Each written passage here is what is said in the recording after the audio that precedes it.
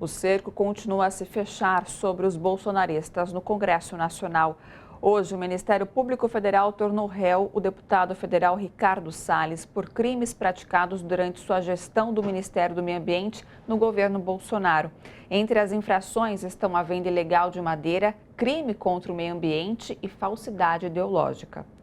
E na sessão de hoje da CPI do MST, a primeira, logo após a decisão contra Salles, os deputados votaram mais requerimentos de convocação de testemunhas. Parlamentares governistas defendem o fim da comissão, que tem o prazo para encerramento até 14 de setembro, mas bolsonaristas querem adiamento para fazer mais convocações. Logo no início da sessão, a deputada Sâmia Bonfim, uma das figuras mais combativas da CPI do MST, fez questão de citar os crimes de que o relator da comissão é acusado pelo Ministério Público Federal. Foi escolhido por essa comissão um relator.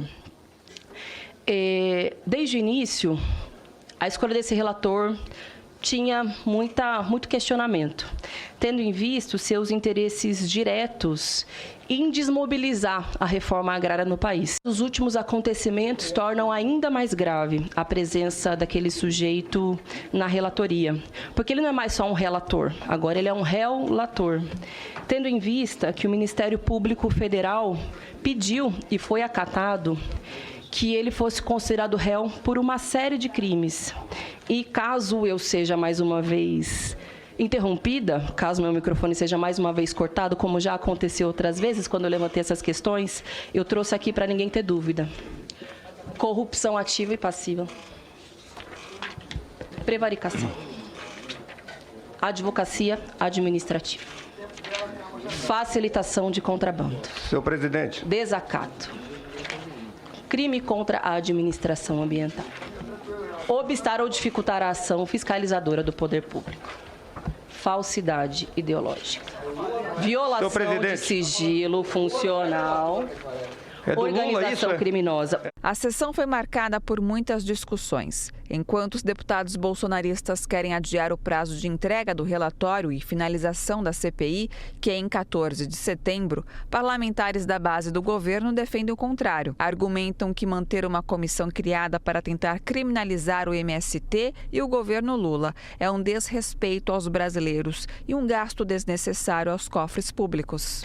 Continuo achando que essa CPI, desde o início, tem uma posição já definida. O relator já definiu a criminalização do MST desde o primeiro momento.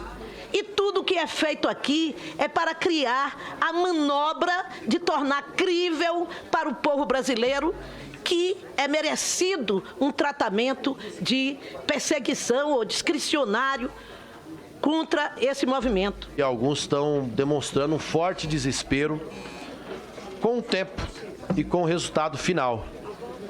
Afinal de contas, a CPI não conseguiu produzir nada, porque nada de fato haveria de produzir, porque o movimento é um movimento pacífico, movimento legítimo, movimento democrático, que foi para a rua justamente defender a democracia e não a ocupação dos quartéis e a tentativa de golpe que ocorreu no dia 8 de janeiro. Nós não vemos mais necessidade de chamar qualquer pessoa a esta comissão. Primeiro porque o relatório final tem que ser apresentado dia 14, daqui a 2 semanas, ainda com um feriado no meio.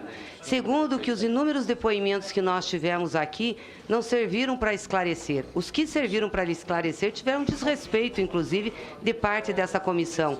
Os outros transformaram-se em circo.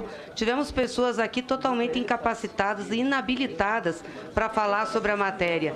Não há seriedade nessa comissão. Essa comissão não foi criada para falar de reforma agrária, para investigar o que se fez no país. Foi criada para criminalizar o MST.